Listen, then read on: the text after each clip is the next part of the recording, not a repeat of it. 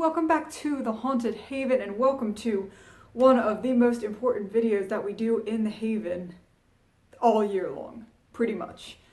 I need to make sure I'm talking directly to you for this because this is very important. At any rate, yes, welcome to one of the most important videos that we do in the Haunted Haven, and that is Kringle Candle Halloween release. And today I'm going to be going over all of the scents with you that Kringle is releasing for Halloween. There's a couple of things that you have to know coming up. First of all, the release. The release is August 5th at midnight, so 12 o'clock a.m.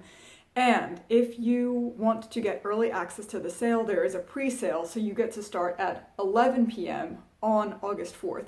And the way you do that is by signing up for Kringle Candle's text messages. I'm going to leave it in the comments below, and I'm going to leave it in the description below, the link that you can go to sign up for text messages for Kringle Candle. But if you sign up for that, you will be alerted and given some sort of a passcode and entry code. I'm not sure exactly what it is, but you'll be allowed to shop at 11 p.m. on August 4th. And if not, then you do August 5th at 12 p.m. Now, why is it important for you to go this early? For those of you who have never shopped a Kringle Candle Halloween before, last year was my first year. It was a rookie year. They sell out really quickly. There are some scents that will go within the first hour, and then they might restock, and that's how I was able to get a couple of the scents last year that I did, but they might restock and then like open up a small amount of inventory the next morning. But after that, it's usually sold out. So if you know you want a Kringle Candle scent, it's best to get in there early, have your list set up, and check out that way. It's just best to pre-shop that way. And I'm going to help you in this video because I'm going to go over all the scents with you to give you an idea and hopefully help you to be able to have a sense of what you want to put in your cart. That way you don't have to be hemming and hawing in the checkout line, and then you get that notification that pops up and says, "We're out of your item, we're out of your candle." Another question you would be having is, why all the hype? Why are these candles so special? Well, I'll show you. This is one that is not coming back this year, but it's a very good demonstration of the label. It's really, really nice. It's really gorgeous. The jar is beautiful. And if you can take a look at the wax inside, it's a black, dark wax. When you light the candle, it kind of like lights through here. It's so amazing. It's so beautiful. And they do a lovely job with their packaging. I, don't want to beat an old horse or whatever the phrase is. I'm not about beating horses, but at any rate, there are some companies that are going away from the large labels. And Kringle is going towards the large labels, and I think that they're doing an awesome job with that. I think they've got it spot on. So that is that with why you might consider Kringle Candle. The other thing is that they throw well. They generally have a very strong, good throw. What you need to know from me specifically is that I am a Kringle Candle ambassador now, which is just great. It's exciting. It's good fun.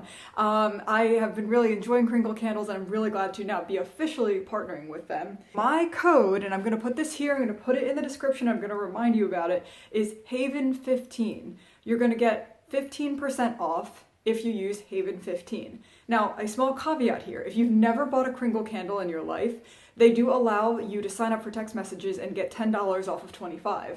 So it could be that if you want just one candle this year, you want to just try one Kringle, it could be that the 10 off of 25 is your better bet. Depending on how many candles you get, at some point, $10 might not be as good as 15% off. So if you're stocking up, use the Haven15 discount code, and that helps me out as well. It'll help them to see, oh, people are watching the Haunted Haven and using this code, and therefore this might be somebody who we might want to invest in more. So if you want to help the channel out, that does actually help me out. Okay. So let's go over the highlights here. 14 new fragrances, 14 of them, 14 freaking new fragrances. That's insane. Like, thank you, Kringle, for caring so much to formulate, come up with, and produce 14 new fragrances. Like, I feel, as a customer and lover of Kringle candles, I feel cared about, so thank you. 5 returning fragrances, classic black jar, and Kringle's signature 100% soy wax. It's opaque, and it's an off-white creamy color. Now, I'm not sure if that means it's going to be different from this black wax. But at any rate, still got the black jar. Biodegradable, clean burning, non-toxic soy wax. It's ultra fragrant, filling an entire room, 100 plus hours. That's a great burn time. 100% natural cotton self-trimming wick, recyclable jar. So those are the 2022 Halloween highlights. So those are the things that you can expect out of all of these candles. Now I'm going to go into previewing the scents. That way you get a sense of what the scents will give you a sense for what you want to put in your cart. We're just gonna go for it, and I'll put up screenshots and it'll be great. Scent number 1 is Apparition, and it looks like this like kind of ghostly woman descending a staircase. Is it just your imagination, or is it really the corporal embodiment of worn leather and tobacco wrapped around moss, scorched vetiver, and sandalwood herbs? Gazing into the flame, you catch a fleeting glimpse, and then ... So the top is wet leather, sweet tobacco leaf. Mid is cedarwood, crushed moss. Base, vetiver, patchouli, sandalwood. Oh my gosh, that one sounds so good. It sounds so naturey. Very tempting. Okay, so we have candy corn. This is the 2022 version and the new fragrance formula and label. Who can ever pass by that dish of tri-colored Halloween candy? Nobody. Here's our take on the classic creamy vanilla, honey, and light spice that bedevils every autumnal sweet tooth. I personally enjoy a candy corn. Can we take a candy corn poll down in the comments? Can you please let me know whether or not you like it, because I'm always so very interested in that. It seems to be a half and half split in the population, but for those of us who are like super Halloween fans, I think that like if it wasn't associated with Halloween, I wouldn't care about it, but because it is associated with Halloween, I'm like, I gotta have it! So yeah, just let me know if that's you. Alright, so the scent notes. Top, rich caramel, golden honey, and butter. Mid is sweet praline, nutmeg, cinnamon. Base is creamy vanilla and toasted almond. Alright, next one we have is Cemetery Lane. An eerie feeling grips you. You've been here before, but this is the first time you've wandered through the fog down this particular lane, lined with oaks, brambles, and shy wilting irises. And there, among row upon row of tombstones, one seems to beckon. What's the name on that one? No, it can't be.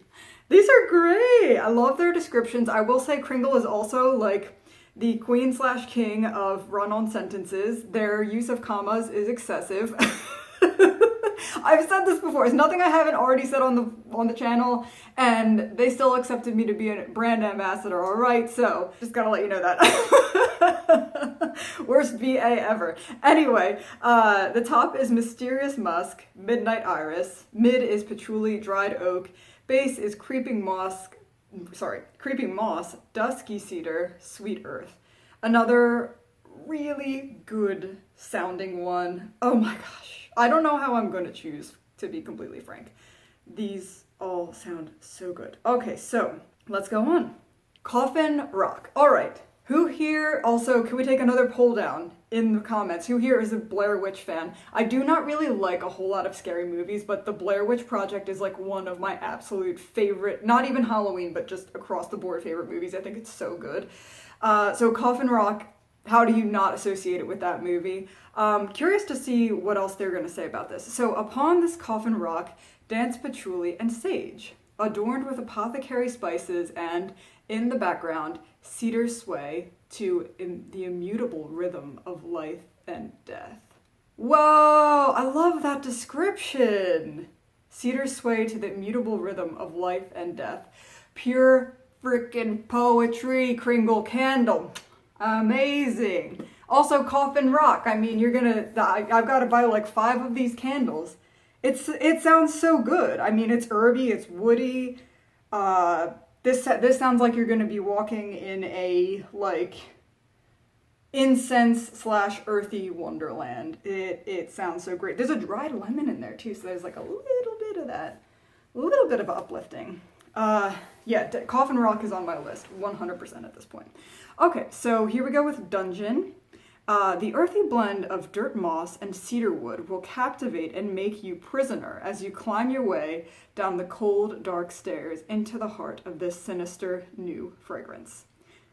So they're kind of light on the description on this one. It says top is earthy, mid cedarwood, base tonka and dirt moss.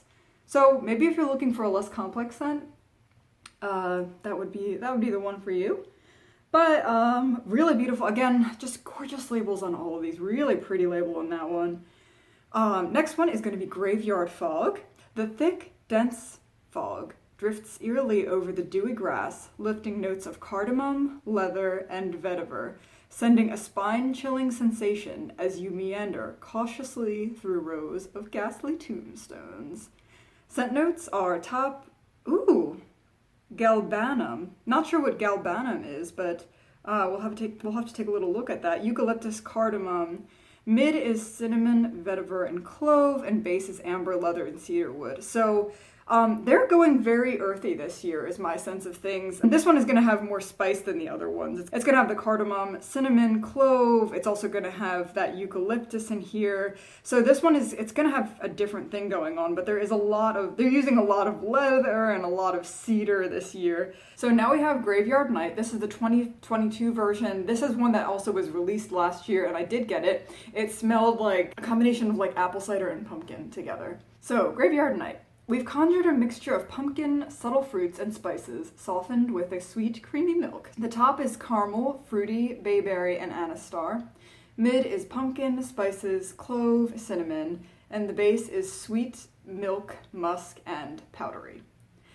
So, yeah, I would assume that this is kind of similar to last year in that it's going to give off a apple cider idea to it, but also mixed with pumpkin. I love the label for Graveyard Night too. It is so pretty. So the next one, very fitting with the release of Hocus Pocus 2 this year, we have Hocus Pocus. We've conjured a charm to put a spell on you by mixing jasmine, vanilla, and soft musk into our cauldron. Your wretched little lives will be all cursed with just one sniff. So the top is going to be fresh orange, sunny freesia. The mid is jasmine and vanilla, and the base is amber, soft musk, and powdery. Powdery. So I'm assuming, yeah, that this is going to be way more floral than anything that we've seen thus far. Floral with a base of amber, maybe amber and vanilla are going to make it that, feel like it's grounded a bit more, and then that musk and powder. Probably going to be a very beautiful, my guess is like feminine scent with that one. Next one is It's Alive. It's alive! Earthy undertones and fresh herbs amidst the smoke and amber. Top is green and herbal. Mid is fourragère, not sure what that is, and smoke, and the base is wood and amber. I think that this one is supposed to very much remind you of being in a cemetery at night. I think that's where that smoke and the greens and the herbals, it's like that grassy element, and then you've got the wood and the amber. My guess is that is going to be such a nice, like, earthy scent. I think I heard people describe it that way last year. I did not get one of these last year, but at any rate, there we have It's Alive. Lady Darkness! I wonder if this is the complement to Lady in White. Lady in White was another earthy, like grassy scent last year. The Queen of the Night whispers to you through delicate scents of aromatic woods, night-blooming jasmine, and Spanish moss. Over the subtle but compelling urgency of white musk. Interesting. Another poetic one we have here. How can you resist? Scent notes are black rose and aromatic at the top. Aromatic! Mid is bergamot and jasmine, and base is moss, amber, and wood. Also, if any of these notes actually do make sense and I'm just making fun of them, well then I'm just the silly goose here, but we all knew that already. At any rate, yeah, I'm curious about this black rose, that's jasmine, moss, amber, and wood. Again, I would say it's going to have that floral thing going on, but it's going to have a dark twist on florals. That would be my guess with that one. Legends and Lore. What a great name and what a great photo. This really reminds me of those scary stories to tell in the dark, like that artist. This really reminds me of that artist's style.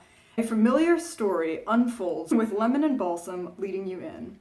This hero's heart is all tobacco flower and suede, but nothing can prepare you for the climax of black cedar, sandalwood, and amber, and the pure satisfaction of a story well told. This one is like, why is this giving me like sexual? I don't know. The climax and satisfaction. This is great. This is awesome. Okay, top is lemon balsam eucalyptus, mid is tobacco flower jasmine and suede, and base is black cedar sandalwood and amber. So here's the thing that I'm noticing with a lot of these candles. There is a lot of overlap of scents and sharing scent notes between these things, and I think it's just the combination of how they are mixed and what they wanted the personality of the candle to be, but there's a lot of mixing. So I think that, you know, you kind of can't go wrong with any of these. All right, let's keep going. Nevermore. Oh, what a beautiful label on that one. Amazing. What a nice label. Wow. Spotted the raven. This is Gossip Girl. Spotted the raven lurking from a distance, silently observing the dead of night. A midnight medley of sweet honey, roasted cinnamon, and sandalwood wafts through the air while the bird softly whispers, "Nevermore." The top is interesting. Now we're seeing some variation. Top, chai spice and honey. Mid is sandalwood and tea. Base, cinnamon, and floral. Okay, this is the first one that I've seen where there's a different range going on here. We've got a tea, we've got a chai, which is spicy, and we've got a floral. We have spices and florals, and then it's gonna have that sandalwood base. Super interesting. And I'm really curious as to why they wanted the spices with the florals and the sandalwood.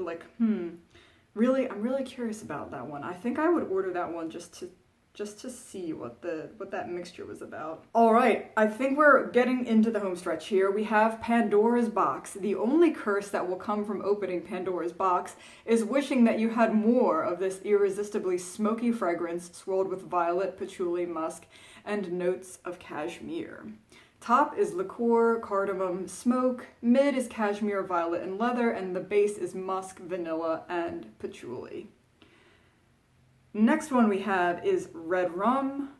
All work and no play make Jack a dull boy. Don't fall into the trap of room 237 and instead enjoy the notes of Bulgarian rose petals and creeping jasmine that play beautifully with warm vanilla and amber whiskey. The top is clove, fresh, timber, black salt, interesting. Mid is patchouli, rose, tobacco leaf, and base is gray amber, vanilla, musk, and oud. Oh, wow.